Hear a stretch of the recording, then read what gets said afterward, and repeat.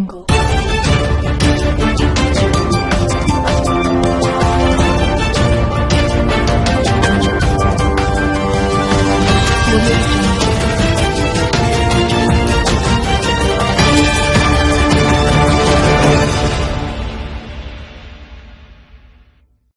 great to be back on, Dave. It's been a couple months, and it's been an action-packed couple of months.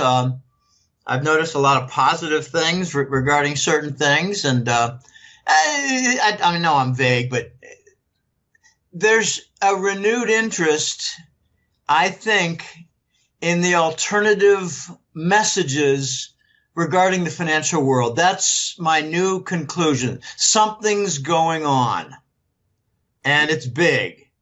Something is happening, and it's big.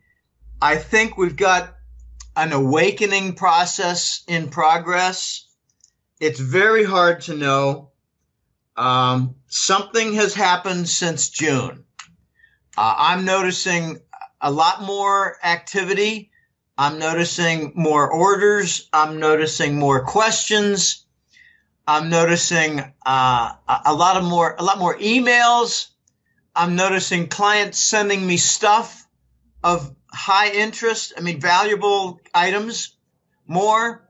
I think we've got an awakening. And I've always been saying that 90% of the United States of American crowd is pretty lost, either from lack of intelligence, lack of ability to synthesize events and their meaning, lack of ability to do much of anything except eat, drink, fart, shit, and whatever, base human activity. But for the other 10%, I think we have an awakening. Something's going on. I think they're seeing. One client of mine put it very well, and a colleague had said the same thing. He said, Jim, people are beginning to notice things are not right, that the economy is nowhere near as being described by the government officials. They're talking about full employment now because the state unemployment insurance figures are so low. The jobless rate is not unemployment anymore. The jobless rate is percentage of people collecting state unemployment insurance. And, we got people on the news networks talking about unemployment rates never been lower. These are great times, but everybody knows somebody who's recently unemployed. Everybody knows somebody who's part of a company that just folded. The dissonance between what they're seeing and what they're hearing has never been worse. And I call it very simply Reich economics, not R-I-G-H-T, R-E-I-C-H, as in Fourth Reich. Because I think our country has been taken over. It got taken over at 9/11, got taken over legally with Patriot Act. You can go on and on about all the different creeping steps of the fascist state. Now we've got controlled news, censoring of alternate, networks. It's really bad. You got complaints from people with, video shows as their business and income streams dependent on them, some of whom have had me on their shows. It's ad revenue. It's search engines removing certain alternative avenues and channels and features. I have a couple smart clients saying, Jim, you're not getting as many orders for the hectic letter as you used to because you're not appearing anywhere near the top for gold and currency financial analysis. I said, well, that may be, but can't stop the flow of the internet for interviews. And they say, well, actually, the searches for them are down too, and the income stream for the shows is down for your hosts. So the movement is pretty broad. And I've got some unenlightened people at times telling me, I've noticed that there's censoring of certain things. And I say, well, what got censored? And they said, well, it was some historical thing that I was trying to read about Russia. So why were you reading about Russia? And the person, this is an unenlightened person, a general dull bulb. And he said to me, I don't know, there's just so much crap going on in the news about the Russian dossier and the Trump connection to Russia and, Putin meeting with Trump. I just thought I'd read a little bit about Russia, and I noticed some things that were censored and not available anymore. Things that friends of mine had said, you got to read this. If it interests you, read this, see this. And they're not there anymore. He said, what's going on, Jim? And I said, well, it's censorship. This is, Reich economics and controlled by a fascist state. Get used to it. It's going to get worse. And they said, what do you mean it's going to get worse? I said, well, like bank transfers, removal of cash. I've got a family member and friend from many years. And I said, you've got a lot of money, like 6 figures in a bank account. Do you have any idea what your risk is? Oh, Jim, just relax. It's a major bank. I said, major banks have the major derivative exposure. And he said, what's a derivative? I mean, people have all this risk, Dave, and they have no idea what's going on. No, they really don't. And I wanted to go back to the economy for a sec, that you mentioned that you saw something changing, that things are a little different now and people are awakening. Now, do you think that people are starting to realize that the economy that, since 2008, they've been telling us that, we're in a recovery, it's doing fantastic. And now we have the GDP numbers at 4% and, people are unemployed, retail, a lot of bankruptcies, Toys R Us, Bon-Ton, and many other stores, they're closing down. Do you think now it's hitting the level of the people and we're out of that statistical illusion and people are actually seeing it? And this is why you're seeing the awakening? I think so.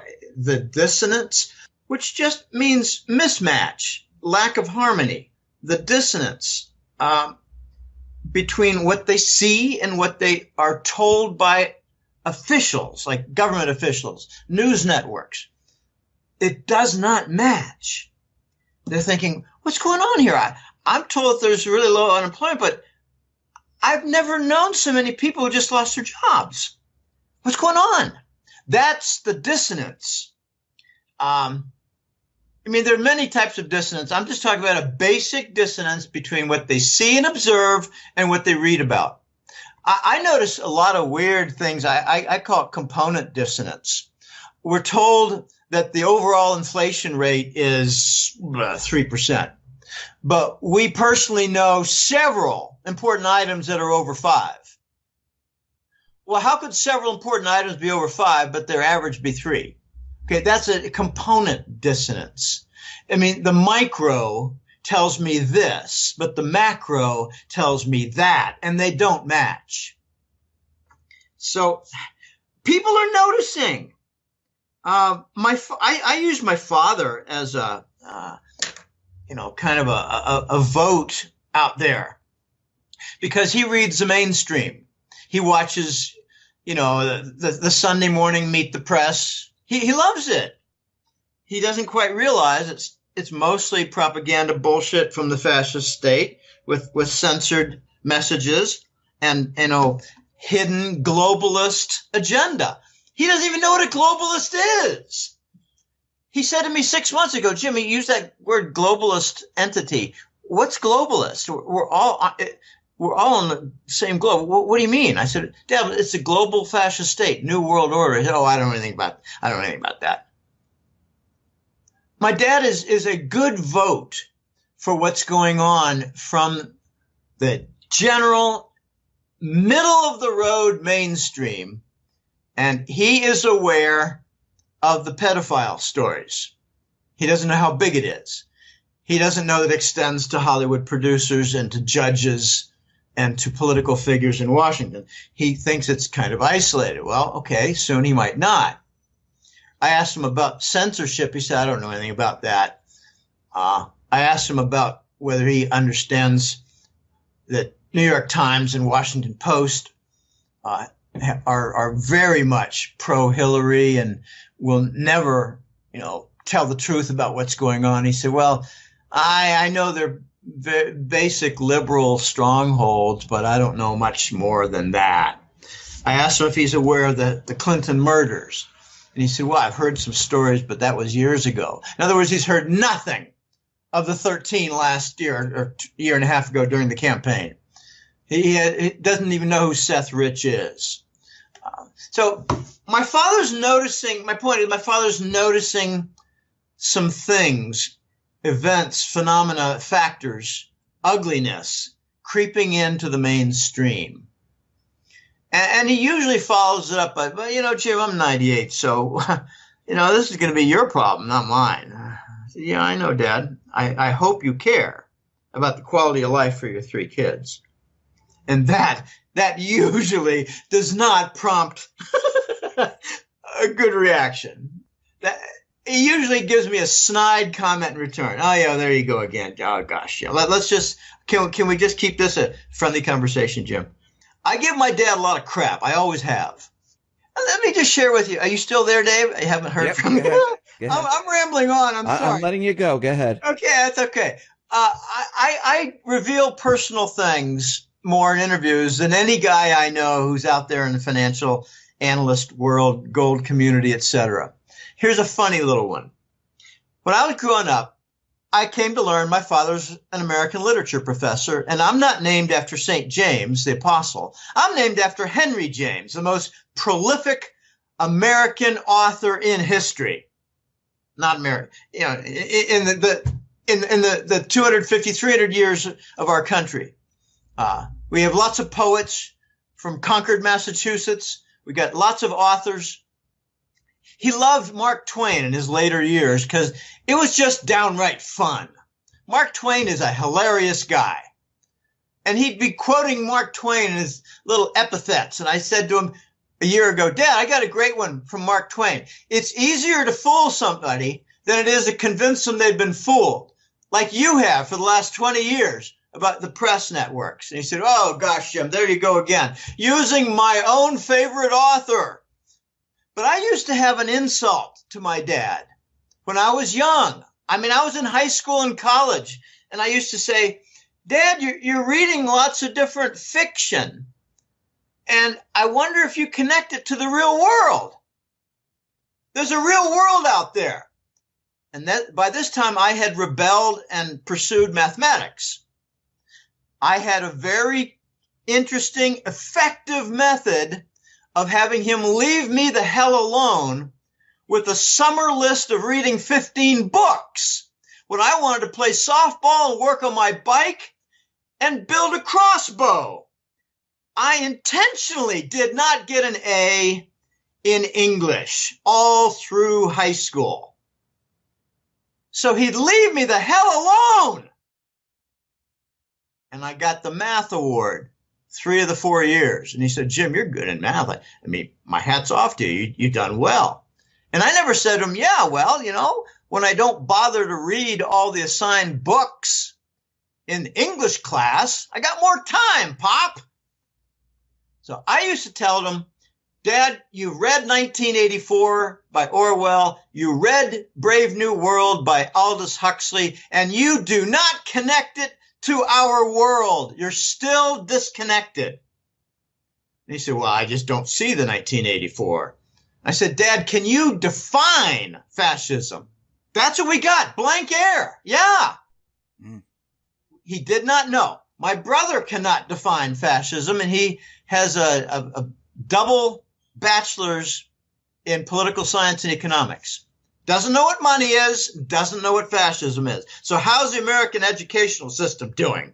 He told me, Jim, there wasn't a single gold course offered in our economics curriculum. I said, was there an offering on fascism? And he said, yeah, I didn't take that.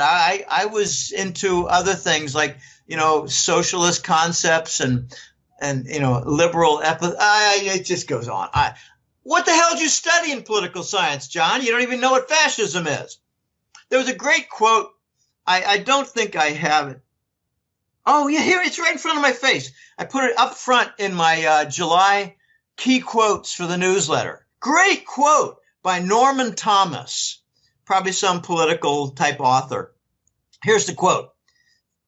The American people will never knowingly adopt socialism, but under the name of liberalism, they will adopt every fragment of the socialist program until one day America will be a socialist nation without knowing how it happened. Wow. Yeah. So let's bring in some terrorism and let's cut back on the rights. Let's call Occupy Wall Street a terrorist organization. Let's censor the alternative news, and let's make it hard as hell to run through the customs to get into our country, to the point that we lost a Chicago bid for an Olympics site. Okay, there's your creeping fascism. Let's make it illegal to question the voting machines by Diebold. Let's conveniently murder anybody who challenges the Clinton Foundation. I mean, golly, how many, one of my funniest observations is they called it a suicide, but it was 2 shots to the head. I mean, I could see, a nail gun, but, usually a nail gun at 3 meters. Who in his right mind uses a nail gun to commit suicide? Oh, yeah, I couldn't find a knife. I couldn't find a gun. So I went to a construction site and stole a nail gun and shot myself in the head. Yeah, right. Well, there's no powder burns. But when it's 2 shots to the head, Dave, how'd the second one happen? Oh, I was critically wounded, but not dead. So I shot myself a second time to make sure in the head. Oh, come on. These are suicides. One of the most harrowing reactions I had to the fascist state killings was when a friend of mine from Central America sent me a message a little over a year ago saying that his sister knew one of the Florida holistic doctors who was murdered. And he was among 5 who were going to go to Germany at a conference on invitation to explain their research on the GCMAF enzymes that could be taken as supplements that arrest and reverse cancer. I told my father that story and my voice quivered. He said, "Jim, are you okay?" I said, "Dad, this is close. This is a guy I know who has a sister who knows a doctor who was murdered who was involved in cancer cure. Okay, this is kind of close. Do you feel you're in danger?" "No, Dad, I'm just noticing the deafening, crippling effect emotionally of seeing close up the murders to keep this whole system in place." He does not accept that the medical and pharmaceutical sectors are part of a vicious, malicious monopoly. Here's just a funny little fact, Dave. We're a sick nation. We're an obese nation. We got hypertension. We've got depression. We're the sickest nation on earth in the United States. We're the most heavily medicated. And here's the sickening fact. One of the top 3 reasons for bankruptcy is medical costs. And I know someone right now who's suffering severe medical costs right now. But it's not because of, getting vaccinated and all this. No. Medical costs. One of my fears is medical costs. When I started getting this bronchitis without end in May of last year, I thought, oh my gosh, could this be the end of my unbelievably good health?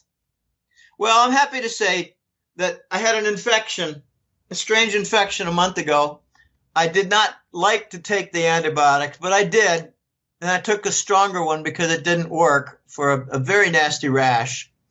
And I noticed that my lungs are clearing up. My bronchial tubes are clearing up a little more. We were talking about this before the recording, but I used to go, clearing my throat 20 times a day. Now it's just a couple times. So my regimen is going to be every 4 months, I'm going to take some antibiotics until this is all gone. I'm not going to just take it over and over and over again for 3 weeks because that's not a healthy thing to do. Now we're a nation of opioid addicts. I got an email from a colleague saying, Jim, drug addiction is a tremendous globalist cabal control mechanism.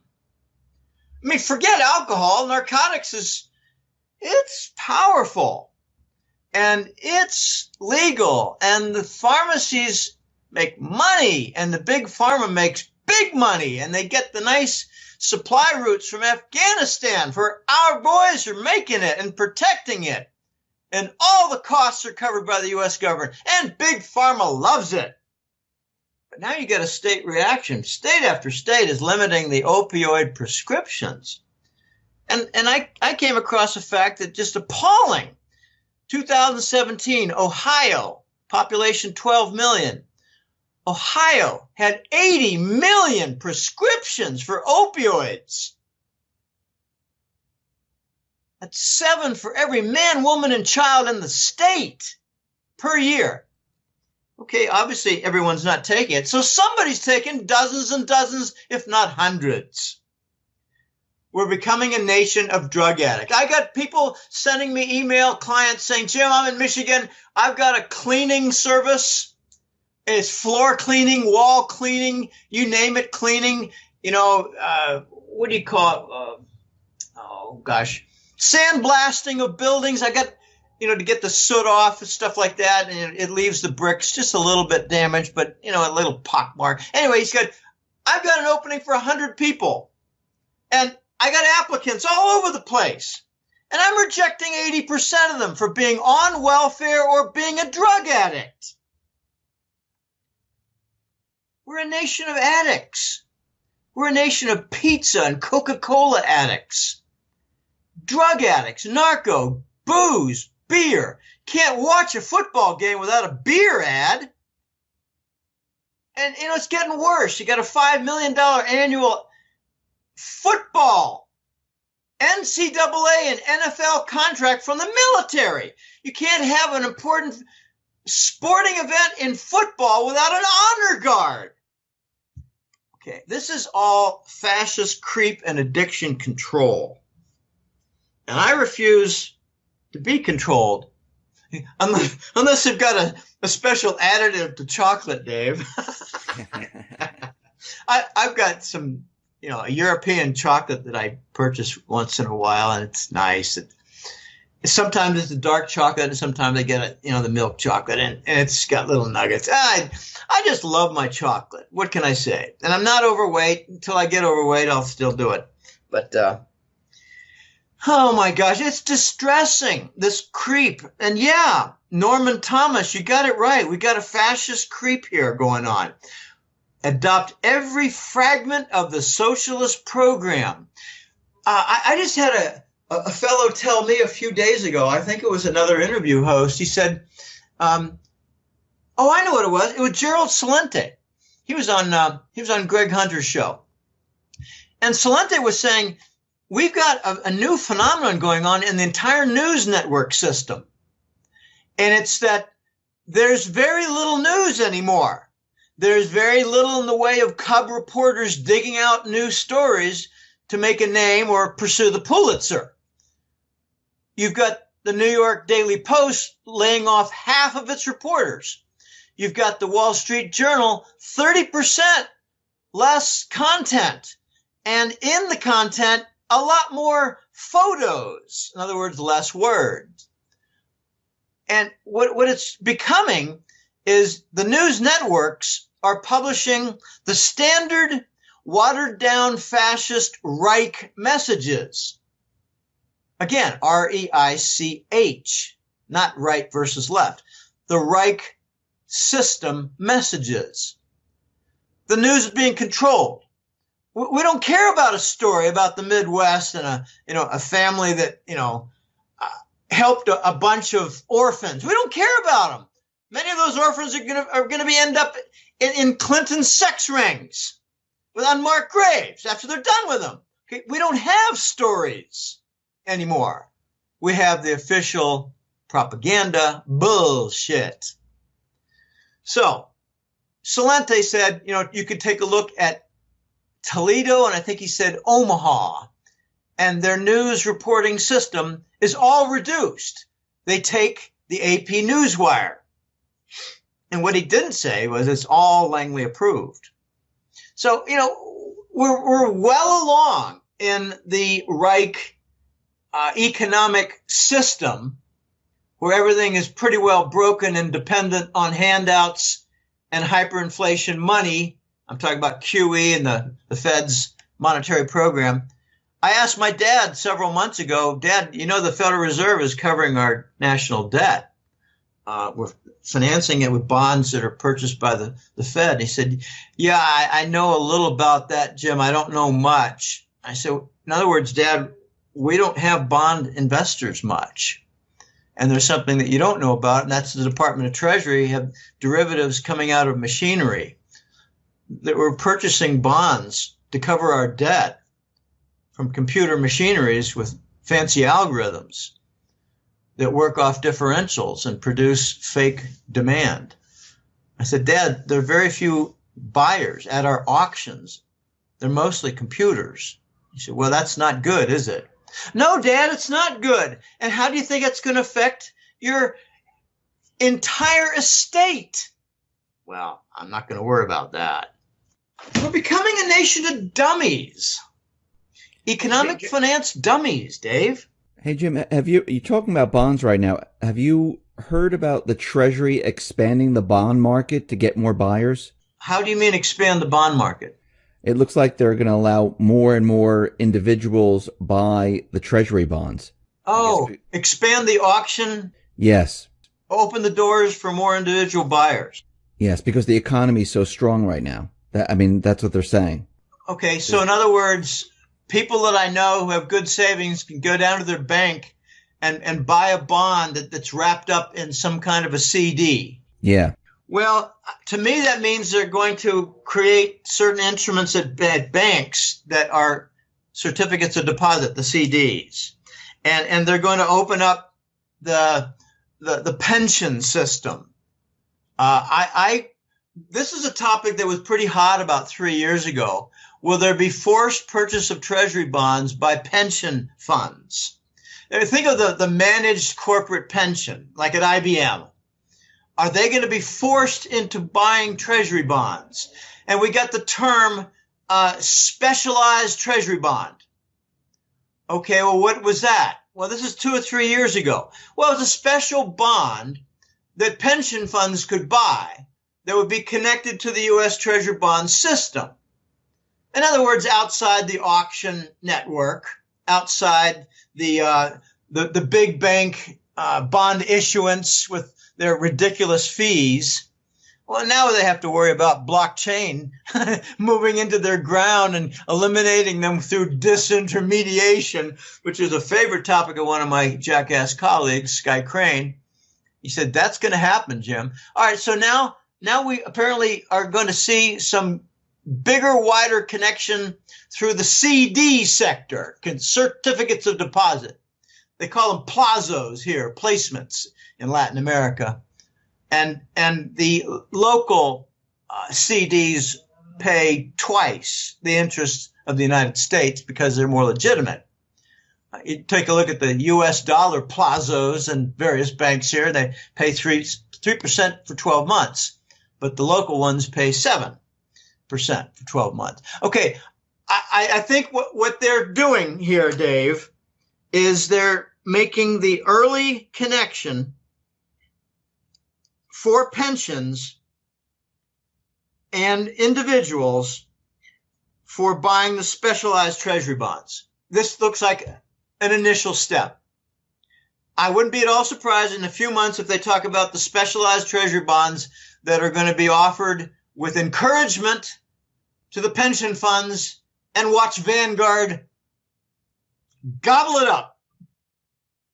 Vanguard is the cabal mutual fund and pension center. It'll be interesting to watch, the second tier of companies, whether they follow the leader or whether they're coerced in some way. I don't have a lot of details on this, but I will keep my eyes open. So the bond market is expanding. I have been watching and looking for damage. Now that you mentioned bond expansion, I'm watching for primary dealers turning up dead. I don't mean physically dead. I mean their business is ruined and they cannot manage their offices anymore with the role as a primary dealer for treasury bonds in that special role with the Department of Treasury. I haven't seen much damage there. I saw damage a couple of years ago, 3 years ago. Some big bank backed out, said we're not going to be a bond dealer anymore. And I'm wondering, okay, how much damage did they suffer? What type of damage did they have? Did they lose money? And the damage comes like this. Primary dealer would be forced to accept and swallow a certain amount of allocated bonds at an auction, like 5% of them. But if he couldn't find buyers as the intermediary, bond investors, then he'd have to hold them against his will and tie up his money and get messed up in his business. Okay, there was some damage in 2014 and 15, but I think we're not seeing the primary bond dealer damage for a very simple reason, and that is the Fed is buying everything in sight with help from their minions in Wall Street. By the way, if you've got a Chase bank card, don't use it to sign up for the hat trick letter. JP Morgan Chase. The Chase card does not work in making a new subscription for the hat trick letter. I got a dozen or more examples of clients writing me. I tried to sign up, I couldn't. And I with a flippant response, I said, do you have a Wall Street bank card? Let me guess, Chase? And I was right 2 or 3 times in the last couple of years. And it's kind of funny. One client signed up by sending me a Western Union. She said, I've only got Chase. I've got one Chase card. I don't use it much, and that's the only one I've got. How can I pay you for a newsletter? I said, send me a Western Union. So she did. And she said, I'll tell you what, let's make this real easy. I'll give you 2 years worth. I'll make it $440. So I said, well, take a little discount on that for the Western Union cost because it's not small anymore. I could go on about some of these financial entities with their shenanigans, but let's just leave it at that. The primary bond dealers. Jim, I wanted to go back for a sec to what you were talking about, the economy and how people noticed a difference. And I wanted to get your take on what the central bank has been saying in the last couple of weeks, where the IMF first, they said they're looking to create this rainy day fund for Europe. And, you know, if the economy's so strong, why do we need a rainy day fund for the European banks? The other one is that the Bank of International Settlement said banks may be using Lehman-style tricks to disguise their debt. Now, these are very strange messages coming out of the... Who made the second message about hiding debt?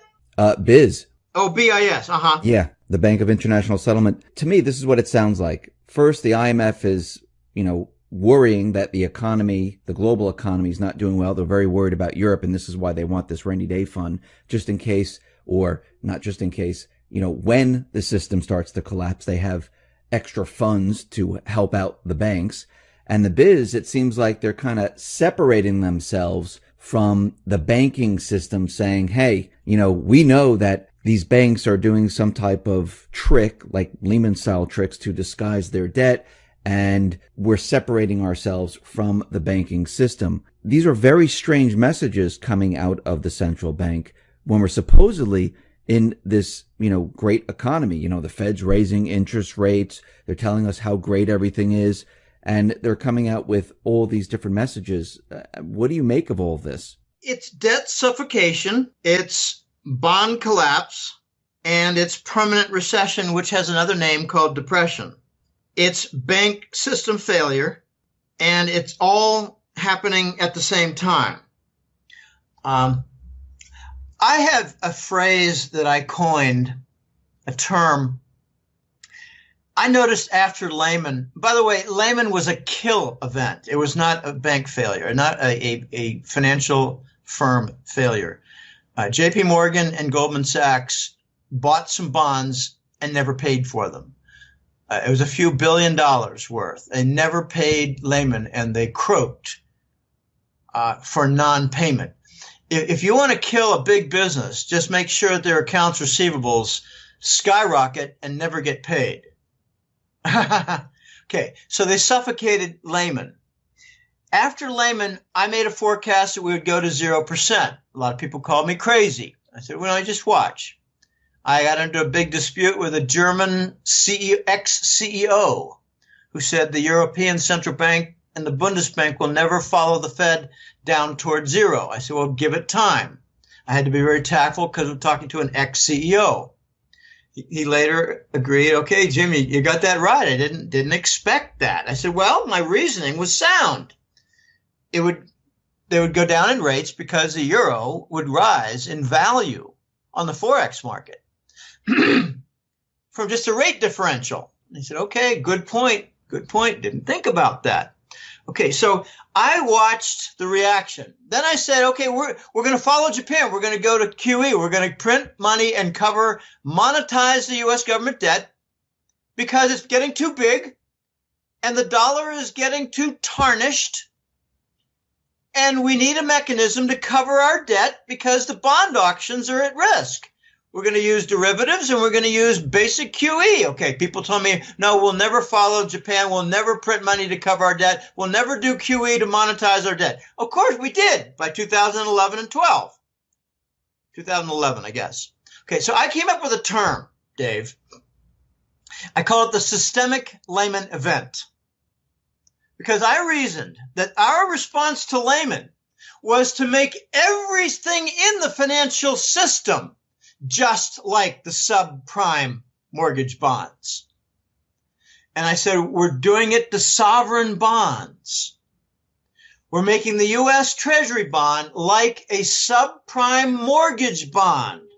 Oh, no, Jim, you don't understand. It's AAA. Yeah, AAA by force. Look what happened to S&P when they did a downgrade. The executive got fired. Well, I didn't notice that. Yeah, well, people don't notice a lot of things because they're not that bright. They don't follow up. They don't do studies. They don't study much. They're not good students. They're not good at what they do. Okay, then I noticed that the Euro Central Bank, this was more recent, like 2 years ago, they started buying corporate bonds. Okay, so the subprime mortgages have extended to sovereign bonds and leading corporate bonds.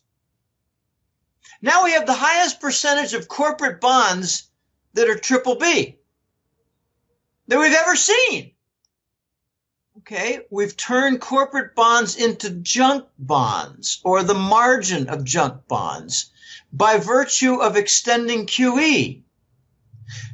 Then they extended QE to cover the crude oil market because the big Wall Street banks had huge exposure to the shale sector. And they let the word out. We need $70 oil to cover our big credit portfolio in the energy sector. And then we start seeing the Fed covering the stock market with S&P purchases. Okay, so we've turned the stock market into subprime financial entity because their earnings don't justify their prices. The corporate bonds have such low yields on their offerings that they don't match the conditions for their profitability. And furthermore, the big companies are abusing their bond issuance by doing stock buybacks with it. So the abuse to make subprime the bonds and subprime their stocks is becoming internalized. And then you got all the repatriated money that Trump tried to encourage to come back home. He urged it not to go into executive packages and stock buybacks. But he didn't stop it, so it did that. More subprime features to our stocks and bonds. Okay, my point is in response to your question about rainy day fund and concealing debt, IMF and Bank for International Settlement, BIS, my response is they're noticing the entire subprime financial sectors, multiple sectors, with debt suffocation. You take a look at the corporate debt as a relation to their sales. Never been higher. Bond collapses. Just take a look at junk bonds that are failing. Never bigger. Take a look at the recession. Okay, I really like John Williams and his shadow government statistic. I really like their work. I mean, it's a man after my own heart, doing pure statistics, gathering and publishing. I like to do the analysis, so I didn't do what he did. But I've always honored his work. I've always shared his work. I've always used his work and put it out front. And he's got a pair of consumer price index graphs from last month, or I think it was June. And it was the 1980 method of CPI calculation, which shows that the United States is now dealing with 10% price inflation. And it was like 8.5% last year, or 9%. That's the 1980 formula. But if you look at the 1990 formula, it's only 6%, whereas last year it was 5.5%. Okay, I like going back farther because it was done more honestly back then. This is pre-Clinton. Clinton was the beginning of data corruption with the economy. Robert Rubin had his big hand in there.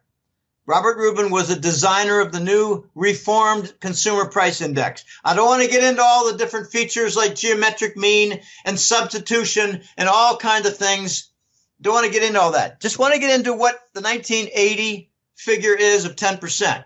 If we claim that there's 3% inflation and it's really 10, then you need to subtract 7% off what they claim to be the adjusted economic growth, the GDP. They say we got 2% growth. Subtract 7. And you get -4 or -5. Every single year since Lehman, it's -4 or -5 or -3.5. By reducing by the accurate count for price inflation. Our growth is mostly price inflation. What we claim as growth is mostly price inflation. We've got 12 consecutive years of vicious recession on the order of -3 to -5% every year. Chapwood did an independent consumer price index calculation having nothing to do with the methods used by John Williams at Shadow Government Stats. Chapwood took 50 American cities and a basket of 500 items. And he concluded 2 years ago, he called it the Chapwood CPI index. He concluded that the big cities have 10 to 12% inflation, and the rest of the country with the minor cities has about 8% price inflation. And he concluded that in the last 20 years, our economy has shrunk by 22%. Okay, these are independent, high-quality statistical methods being used. I'm sure stratified random sampling is being used, very accurate stuff, advanced stuff. And now the IMF and BIS is starting to see the effects on debt suffocation, bond collapse, economic recession, and bank system failures like what we're seeing in Italy with bank runs. Okay, you can't conceal debt for very long because you need to service it. It's like, it's like pus that comes up above your skin surface and you got a big fat boil in the middle of your forehead. That's what debt suffocation ends up eventually. Bond collapse, you just can't hide for too often. You can have the Fed and you can have the Euro Central Bank buying up corporate bonds. But what they're not going to buy is the second tier of corporate bonds. So they're going to start to slip into B territory, junk bond territory, non-investment grade. You can hide your economic recession for a while until everybody and his stinking brother knows somebody who was just laid off or a business failed. And they go down to the mall and they see that a third of the stores are boarded up. And some of the other ones are now offices that used to be stores. So the great consumption economy of the United States in the 2000 decade led to ruin. You do not consume yourself to prosperity. You build to prosperity with value added. And we have lost that because we shipped out our industry. I remember in 84, I tell this all the time, Intel sent their chip fabrication plants to the Pacific Rim. 4 or 5 of us sat around in our office at Digital Equipment reading a Wall Street Journal. And I said, give this 20 years, guys, and we're going to have big problems from lost legitimate income. We're going to be depending on debt and who knows what else. And someone chimed in, well, maybe asset bubbles, Jim, like the stock market. If it goes up, people can sell their mutual fund and continue their standard of living. Right. Okay. So asset bubbles and debt dependence. That's what we bought. That's what we got. That is the result of shipping out our legitimate income from industry. We need to bring it back. And Trump vowed to do that in his campaign. And he's so embroiled with the nonsense from the fascist state news networks and political dogs that he can't do his agenda. And I think he also has some problems with, foreign nations and their gigantic reserves. They don't want to invest in the United States with new infrastructure. They want to dump their treasury bonds. They want to get rid of a few $100 billion in treasury bonds. So I'm looking for the second term of Trump, not the midterm election, the second term. I think he's going to win a landslide. By the way, the National Security Agency did an independent study of the election for 2016, and they concluded that Trump won 70 million votes and Hillary won 58 million votes for a 10%, 9% biggest landslide victory in the history of the United States. But it appeared to be closer from astonishing, voluminous voter fraud in favor of Hillary. It did not work. Now, did they stop the voter fraud? No, they stopped enough of the voter fraud to make a 12 million vote victory more like, what was it? 500,000 vote victory for Trump? So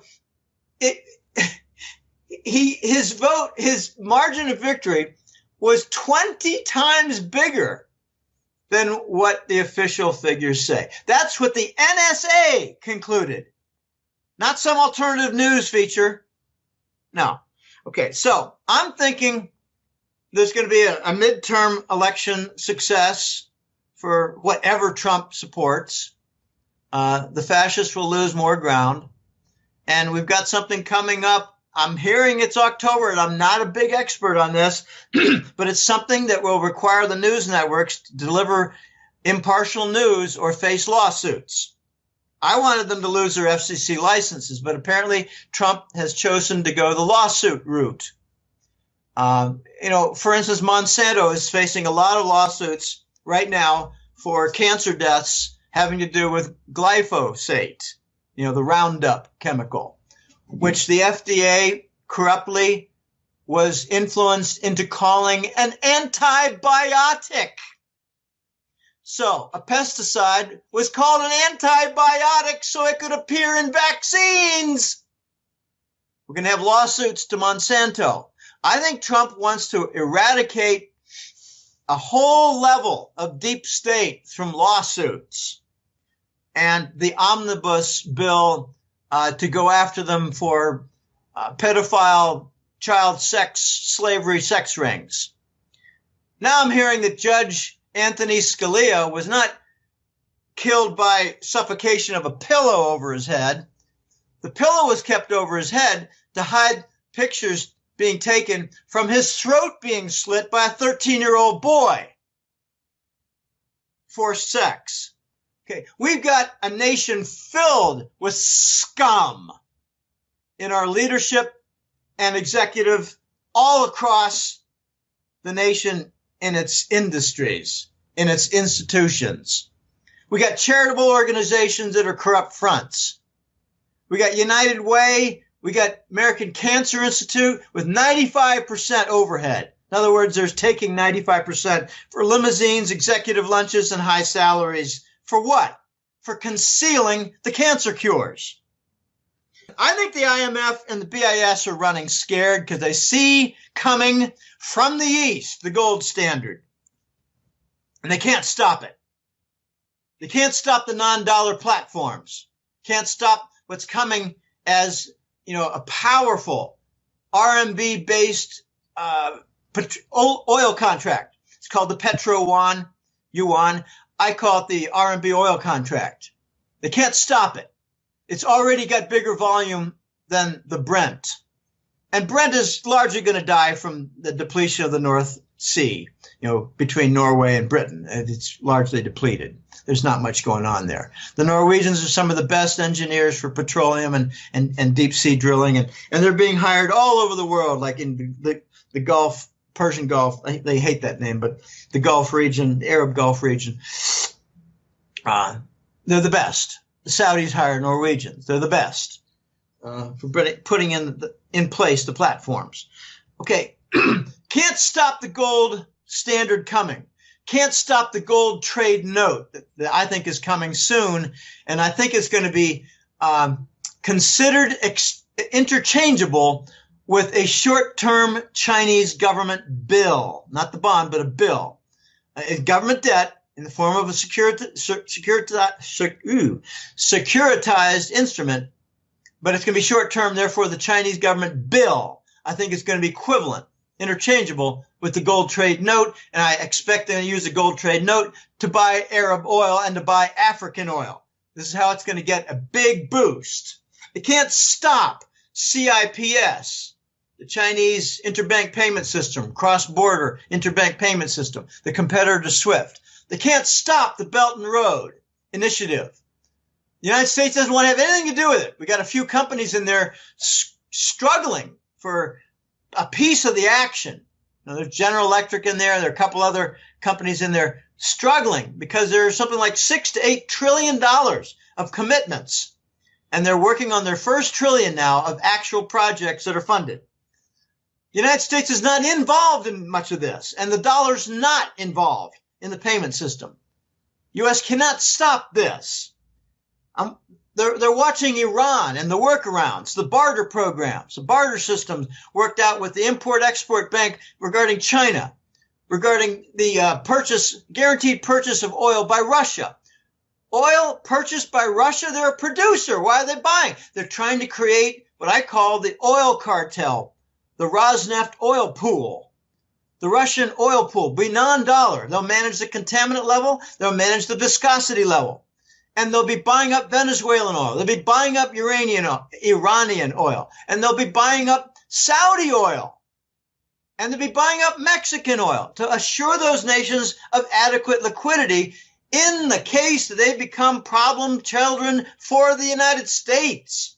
Iran workarounds are going to be a problem as a model creation for dollar rebellion.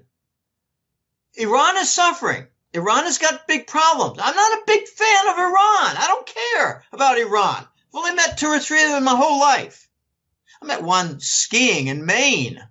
Boy, we have interesting conversation for 3 hours by the fire that night. Don't want to get into all that. But he did tell me that 90% of the people want the United States to get rid of their mullahs. I said, what? 90% of the Iranian citizens want the United States to come in and sweep out the mullahs? He said, yes. The mullahs have connections with the West. Oh, yeah, okay. And later I came to learn that they got huge hidden Swiss bank accounts. They're skimming off the Iranian oil. Anyway, the Iran workarounds, like Iran's sale of oil to India was paid in Turkish gold. Okay, the triangle, the gold for oil. Okay, that was a workaround. Now you got Turkey applying. I don't even know the right word. They're making overtures that they might be invited into the BRICS. So it'd be the BRICS with a T at the end. Maybe Iran will join and be the BRICS with 2 I's and a T at the end. Turkey, I think, due to its 1,000-year history of gold provision and gold expertise, they might join the BRICS in order to help deliver some of the South African gold that's kind of put on mothballs. Their mines are waiting. It's the only reason they're in the BRICS, because they're a pretty decrepit nation. South Africa they're in the process of passing a law to confiscate white property now. I mean, without compensation, an eminent domain confiscation, not purchase. It's crazy what's going on. But Turkey is probably going to be joined at the hip with Iran as principal players in the Eurasian trade zone. They call it the Eurasian Economic Union, but I don't like another EU. We've got already 2 EUs, and I think maybe Eurasian Trade Zone might be a better name to just get the economy in formation for the Belt and Road and all its hundreds of billion-dollar projects. BIS and IMF are running scared. IMF is an empty office, Dave. They brought in the Chinese RMB currency into the special drawing rights currency basket. And ever since then, the IMF has been an empty office. They don't do anything. So you mentioned the Belt and Road and the BRICS and all of that, and yuan. Does that mean the petrodollar is kind of doomed? Because we see out in Syria that war is like coming to an end. It looks like all the paid mercenary armies, the white helmets, are all running. And soon with Iraq, Lebanon, and the rest of the Middle East, where we had the deep state go in there and have regime change, it looks like things might be changing now, and it might be the end of the petrodollar. Is that why all this is building up now? I think so. The petrodollar was the mechanism to keep the dollar in place as the global currency reserve. Now, in the last 40 years, the proportion of oil sales in commercial trade is down by a half. So it's not going to be necessarily oil that is critical as a new foundation for the gold standard, but it is something that will displace the dollar's foundation. What I mean by that is the dollar used to be dependent on oil. The gold standard will be less dependent on oil, but usage of gold payment to pay for oil will be critical in deposing the dollar. So look for the gold trade note to be important payment system for, say, the Saudis, UAE, Kuwait, and Iraq. Okay, and maybe Iran. Iran could really get a boost from using gold payments like in a gold trade note for Chinese purchases. Okay, but you mentioned Syria. I have been saying for the last year, every single U.S. government foreign policy initiative and policy since 9/11, since the fascists took over, has been a failure, and a grotesque failure. You could make a list as long as your arm. Everything has been a failure. The next failures to become much more visible will be Syria and Yemen. The Yemenis, Yemeni, I don't know the right. The people from Yemen, the fighters from Yemen, those in control of Yemen in the battles, have threatened with missile strikes now, Abu Dhabi and the UAE. They had a couple missiles fired at Riyadh, capital of Saudi. I don't know if they hit or made much damage, but they got missiles. And these are coming from Iran, and they're probably coming from Russia. I don't have all the details on what the markings are for Yemen missiles. But now you've got a Yemen takeover of a Saudi oil tanker in the Straits. The Straits by Djibouti and Aden. Aden is in Yemen. Okay, this is a strait, and it's got constriction, and now you've got Yemen pirates threatening Saudi ships. And the Saudis have announced they're not going to be shipping oil through the Suez Canal and those straits by Djibouti and Aden. Okay, well, that's European oil supply from Saudi. And what Saudi does, I don't know if, say, UAE shipments are going to get the same treatment. Maybe they will, because UAE and Saudi are funding the Yemen war. Okay, backtrack. Simple question. What is the basis of Saudi's interest in Yemen? Very simple. They're running out of oil. The Saudis have had an unchanged 260 billion barrel oil reserve on the wall for the last 30 years. You can't be the number one producer of oil and have no depletion of your oil reserves. Oh, they claim to have new discoveries. Oh, great. I think the new discoveries are of mineral metals and gold, much more than oil. The Aramco deal is failing because of discovery phase. They can't prove their oil reserves. So no one wants their Aramco. Now we're going to have a hilarious event coming where the Chinese will buy what we're told is 10%, but will really be about 30%, or maybe they'll buy 5% and it'll really be 35%. The Russians will buy 4% and it'll really be 28%. And the Russians and Chinese together will own 55% of Aramco when the rest of the world is told they own 10 because of falsified discovery phase that didn't pass muster. Okay. You mentioned Syria. Okay, fine. I've got a colleague who follows Syria almost every day, and that's all fine. It's failing. It just is failing. We're evacuating, and we're going to see more failures. We're going to see, I think, the failure of Saudi Arabia. Oil income is down, costly Yemen war, the arrests of elites and royals did not pan out very well, caused a lot of resentment. And the only investors that I see in Saudi Arabia are the Chinese. So I think a critical country right now is Saudi Arabia.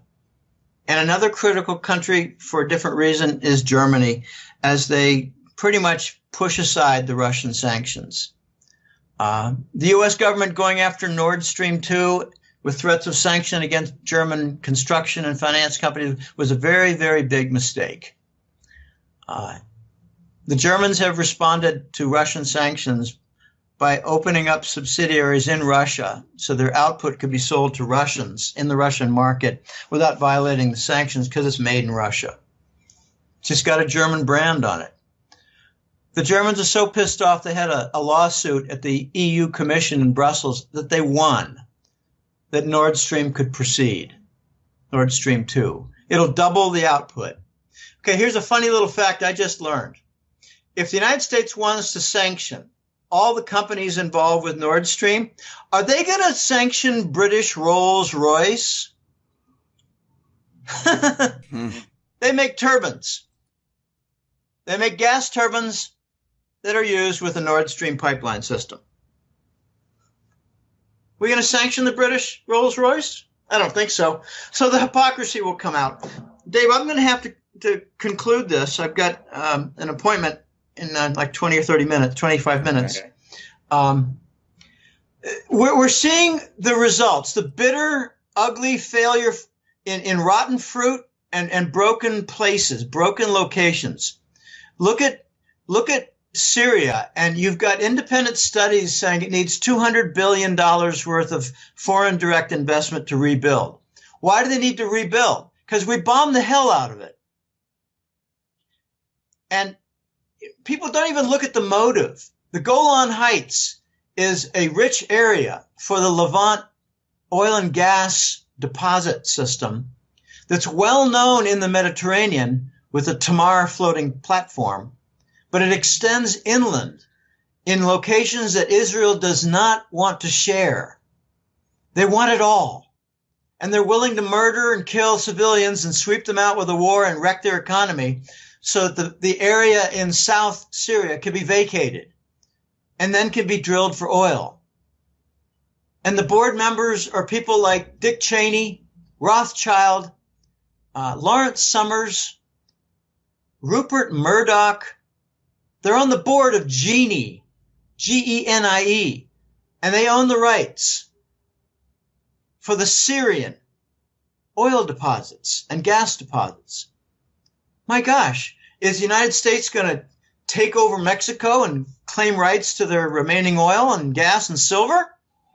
Why not? If it's done by the elites, it'll all be legal, right? No, this is all coming to the head, coming realizing the broken systems and rotten fruit.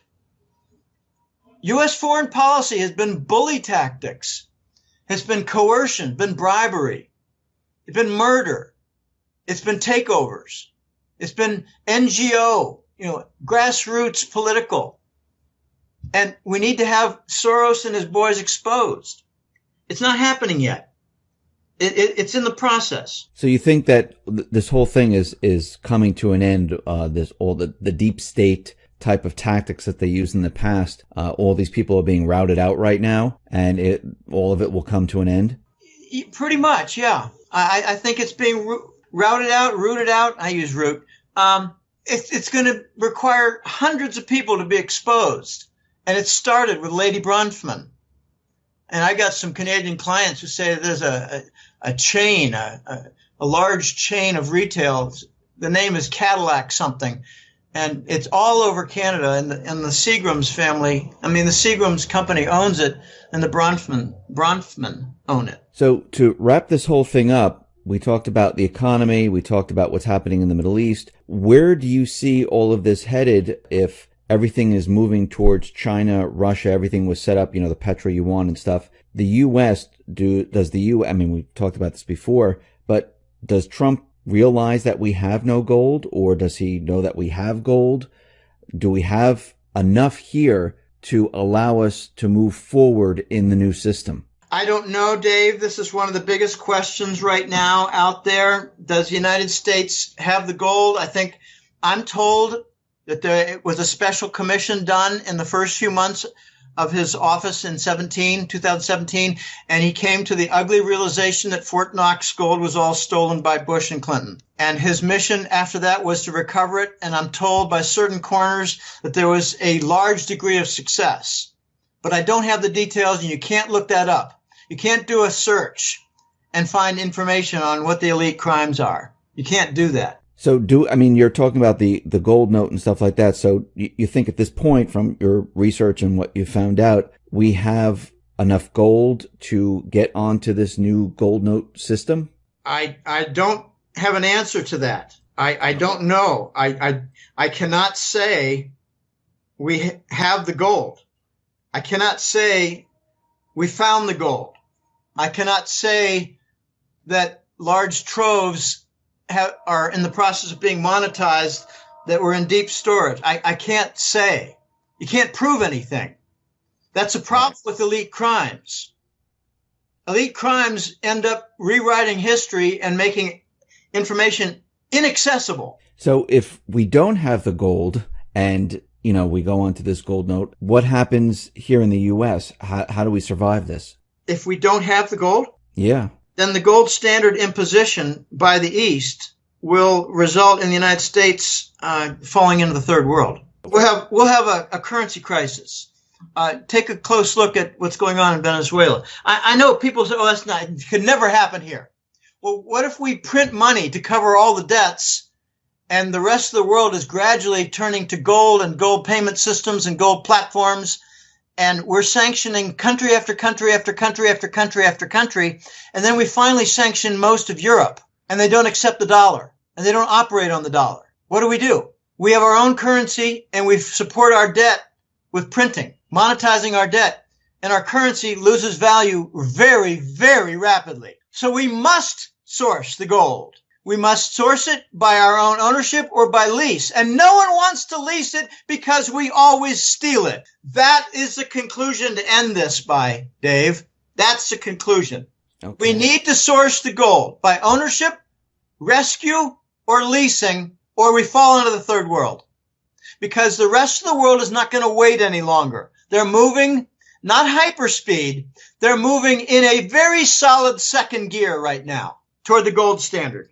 Okay, Jim, thank you very much for being on the X22 Report Spotlight. Once again, how can people get in touch with you and see your work? It's at goldenjackass.com, www.goldenjackass.com. That's the website, and has a free public domain page with public interviews, links, and articles, and it has a members area where the newsletter resides, and people access from a paid subscription and a login that gets provided. So I encourage people to go to the website, bounce around, learn a little bit, bounce around, and just cover some things that you might be familiar with, and maybe learn a few extra things, and sign up for the newsletter.